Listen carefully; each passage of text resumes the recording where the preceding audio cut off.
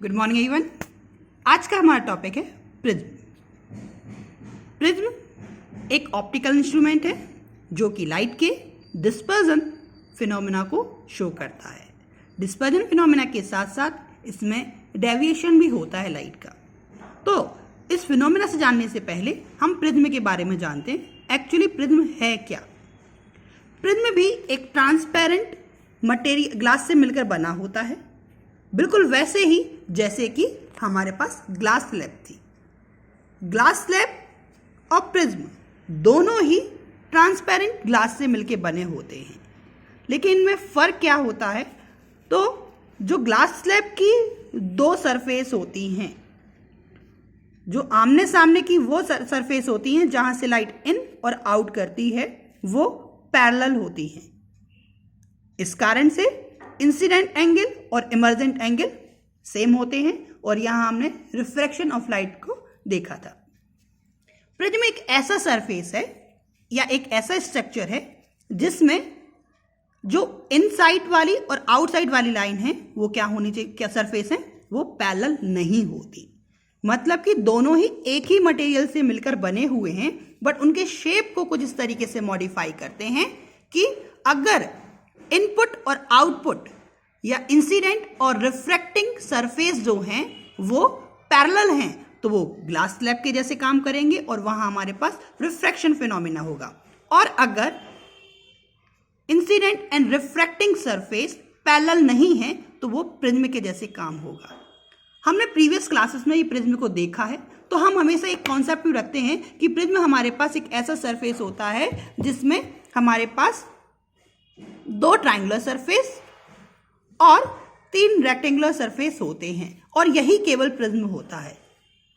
My dear, this is not a good concept. हमें prism हमेशा laboratory में इस तरीके का मिलता है, शेप का मिलता है, इसी कारण हम प्रिज्म को इस शेप में समझते हैं। बट हर एक वो ग्लासिकल सब्सटेंस प्रिज्म के जैसा बिहेव करेगा अगर उसका इंसिडेंट सरफेस और रिफ्रैक्टिंग सरफेस पैरेलल ना हो। तो अगर हम माने हमारे पास कोई एक ट्रायंगुलर स्लैब है, वो भी हमारे पास प्रिज्म के जैसे काम करेगा, क्योंकि अगर लाइट इस सरफेस पे आ रही है, इंसिडेंट सरफेस, और निकल इस सरफेस से रही है, आउट सरफेस से, तो ये दोनों सरफेस पैरेलल नहीं है, तो ये भी एक प्रिज्म के जैसा बिहेव करेगा। अगर हम यहां माने कि अगर ये स्लैब है, इंसिडेंट सरफेस ये है और रिफ्रैक्टिंग सरफेस ये है, तो इंसिडेंट सरफेस और रिफ्रैक्टिंग सरफेस जब पैरेलल होते हैं तो वहां हम बोल सकते हैं कि ये प्रिज्म नहीं है, इसे हम बोलेंगे स्लैब कॉन्सेप्ट। यहां केवल रिफ्रैक्शन ऑफ लाइट होगा। यहां देखें, अगर हम एक इर्रेगुलर स्ट्रक्चर लेते हैं, ना ये ट्रायंगुलर है, ना रेक्टेंगुलर, ना पेंटागुलर, कोई भी स्ट्रक्चर नहीं है, लेकिन ये ग्लास से मिलकर बना हुआ है और इसमें कई सरफेसेस हैं। अगर हमने माना ये हमारी इंसिडेंट सरफेस है और इसी सरफेस के पैरेलल एक सरफेस है जहां से लाइट रिफ्रैक्ट होती है, तो ये वाली रे और ये वाली रे मिलकर आपका स्लैब कॉन्सेप्ट बनाएंगे। लेकिन अगर हम यही कहें इसी सरफेस में ये हमारा इंसिडेंट सरफेस है और लाइट यहां से आकर यहां चली जाती है, तो ये वाली सरफेस और ये वाली सरफेस जो है वो पैरेलल नहीं है। इट मीन्स ये हमारा प्रिज्म का कॉम्बिनेशन बनाएंगे, बिल्कुल इस तरीके से कि लाइट इन हुई और यहां निकल गई, इंसिडेंट रिफ्रैक्शन, तो ये क्या है, प्रिज्म है। और अगर ये लाइट इन हुई और ये आउट हुई तो ये क्या है, स्लैब है। इट मीन्स हमारे पास जो ऑप्टिकल इंस्ट्रूमेंट होते हैं उनमें हम प्रिज्म को किस तरीके से डिफाइन करेंगे कि अगर किसी ऑप्टिकल इंस्ट्रूमेंट में दो सरफेसेस हैं, incident surface and refracting surface, वो दोनों अगर एक दूसरे के पैरेलल हैं तो उनको हम बोलेंगे ग्लास स्लैब, और अगर वो दोनों एक दूसरे के पैरेलल नहीं हैं तो उनको हम बोलेंगे प्रिज्म। तो प्रिज्म में अगर हम देखें, हमारे पास जो लेबोरेटरी में प्रिज्म होता है वो कुछ इस तरीके से होता है कि उसमें दो ट्रायंगुलर सरफेस होती हैं, ट्रायंगुलर सरफेस ऊपर, ट्रायंगुलर सरफेस नीचे, और तीन हमारे पास रेक्टेंगुलर सरफेस होती हैं। जैसे इसमें भी हम देख सकते हैं कि ये जो सरफेस है, ये पहला सरफेस, ये कैसा है, रेक्टेंगुलर सरफेस है। ऐसे ही एक और रेक्टेंगुलर सरफेस और एक और रेक्टेंगुलर सरफेस, और साथ ही साथ एक ट्रायंगुलर सरफेस और एक नीचे ट्रायंगुलर सरफेस। अब जो ट्रायंगुलर सरफेस होती है उसके किसी एक पॉइंट को आप मार्क कर लीजिए, उसे हम बोलेंगे एंगल ऑफ प्रिज्म। जैसे कि इसमें मैंने इस वाले एंगल को मार्क करके रखा हुआ है। क्योंकि ये सिमेट्रिक डिवाइस होती है इसलिए या तो हम इसको मार्क कर लेते हैं या थोड़ा सा इसको घिस लेते हैं। तो मैंने इसको मान लिया है एंगल ऑफ प्रिज्म। और जो एंगल ऑफ प्रिज्म है उसके सामने वाली लाइन होती है base, base angle of prism. और हम जब इसको ऊपर से देखते हैं तो हमारे लिए कुछ इस तरीके से प्रिज्म दिखाई देता है। Base, angle of prism, incident surface and emergent surface और रिफ्रैक्टिंग सरफेस। तो प्रिज्म हमारे लिए इस तरीके से दिखाई देगा और हम इसी को एक वर्टिकल ऊपर से देखने पर जो शो हो रहा है उसी को लेकर हम आगे इसकी स्टडी करेंगे। So number 1, refraction of light through prism. Prism के थ्रू रिफ्रैक्शन कैसे होता है। हमने माना हमारे पास एक प्रिज्म है ABC जिसमें एंगल ऑफ प्रिज्म है A। एक लाइट रे PQ AB सरफेस पर इंसिडेंट होती है। जिस पॉइंट पर ये इंसिडेंट होती है उस पॉइंट पर हमने एक नॉर्मल इमेजिन किया, that is MN। Normal MN से इंसिडेंट रे एंगल बनाती है I। अब ये लाइट रे एयर से ग्लास में जा रही है, it means rare to denser. तो अगर लाइट रे एक ही मीडियम में जाती तो उसको सीधा इस पाथ पे जाना था, दैट इज PL पाथ पर जाना था। बट जब कोई लाइट रे रेयर से डेंसर मीडियम में जाती है तो क्या हो जाती है, वेंट टुवर्ड्स द नॉर्मल या away from the normal, rare to denser में।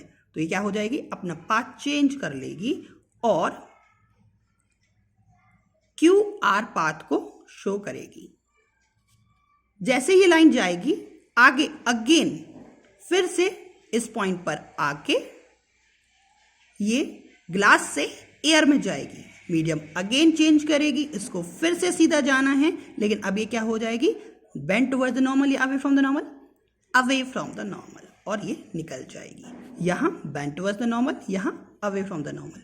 तो इस तरीके से जो लाइट का पाथ होता है अगर हम इसको ट्रेस करें तो कैसा आ रहा है, इंसिडेंट इधर आए, फिर light ray parallel to base approximately और उसके बाद निकल जाती है बाहर।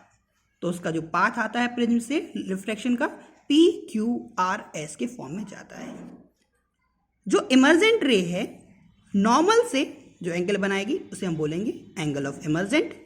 यहाँ एंगल ऑफ रिफ्रैक्शन, यहाँ भी angle of refraction.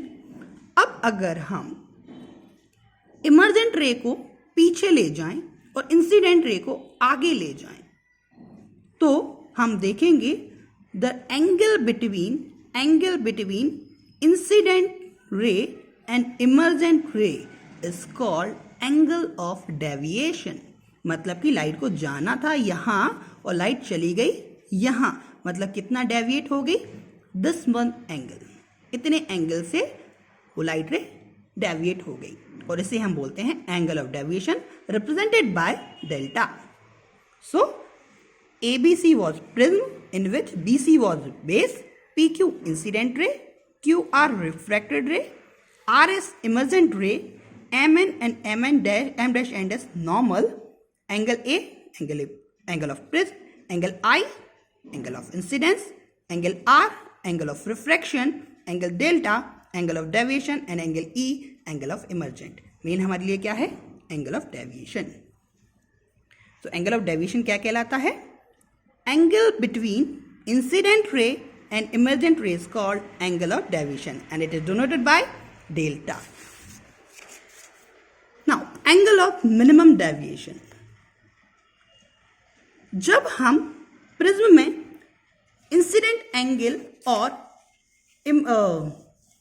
Deviation angle के बीच स्टडी करेंगे, उनके बीच एक ग्राफ प्लॉट करेंगे, तो हम पाएंगे कि जैसे जैसे हम एंगल ऑफ इंसिडेंट की वैल्यू को बढ़ाते जाते हैं, जैसे जैसे हम एंगल ऑफ इंसिडेंट की वैल्यू को बढ़ाते जाएंगे, इस एक्सिस पे आएंगे, तो हमारे पास जो एंगल ऑफ डेविएशन है वो कम होता जाएगा, कम होता जाएगा, कम होता जाएगा, कम होता जाएगा। बट एक पॉइंट पर आने के बाद अगेन एंगल ऑफ डेविएशन बढ़ता जाएगा with the reference to angle of incidence. तो एक जो कंडीशन आई जिस पर एंगल ऑफ डेविएशन सबसे कम हुआ उस पॉइंट को हम बोलते हैं मिनिमम डेविएशन एंगल, रिप्रेजेंट करते हैं डेल्टा एम से। So minimum value of angle of deviation is called angle of minimum deviation and it is denoted by delta M. Now there are some conditions. अगर हम minimum deviation की बात करें, in under the condition of minimum deviation, in that case the sum of incident angle and emergent angle is always equal to sum of angle of prism plus minimum deviation angle. It is the property of minimum deviation angle के अंदर refraction through a prism. Now refraction through prism in minimum deviation, फिर से हमने वही चीज देखी। अगर हम मिनिमम डेविएशन की बात कर रहे हैं तो हमने अभी क्या प्रॉपर्टी पढ़ी कि हमारे पास जो एंगल ए और एंगल डेल्टा एम है उसका सम किसके इक्वल होगा, एंगल आई के और एंगल ई के। तो हमने माना कि एक प्रिज्म ए बी सी है जिसमें से अगेन पी क्यू एक लाइट इंसिडेंट हुई, क्यू आर रिफ्रैक्ट हुई और आर एस इमर्ज हुई। अब इसमें हम सबसे पहले देख लें कि हमारे पास ग्राफ में हम ऑलरेडी कह चुके हैं कि यहाँ डेल्टा की सेम वैल्यू होती है दो इंसिडेंट एंगल पर। मतलब कि जब वो घट रही थी तब एक पॉइंट आया और जब बढ़ रही थी तो एक पॉइंट आया। मतलब कि इस पॉइंट पर और इस पॉइंट पर एंगल ऑफ डेविएशन सेम है।